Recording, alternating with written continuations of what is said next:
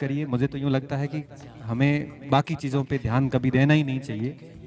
बस जीवन में टारगेट ले लीजिए कि अब 2 या 3 साल है मेरे पास में, और इन 3 सालों में मैं पूर्ण रूप से अपना जो 100% होता है वो मैं दे दूंगा। मेरी तरफ से मैं कहीं कमी नहीं रखूंगा। और जो जो चीज़ें एक विद्यार्थी के लिए जरूरी होती है, जैसे मैंने आपको कहा, चाहे स्टडी मटेरियल की बात हो वगैरह, इन सारे नियमों को ध्यान में रखते हुए मैं पढ़ लूंगा, तो दिक्कत वाली बात नहीं आएगी।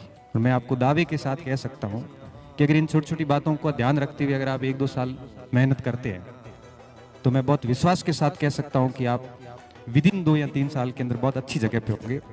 और माँ सरस्वती कभी अपना ऋण नहीं रखती। ये बात केवल बोलने के लिए नहीं है, ये बात केवल बोलने के लिए नहीं है, ये बात सच में सिद्ध होती है। और सिद्ध होने के बाद बच्चे आके कहते हैं, सर ये बात आपकी बहुत सही थी।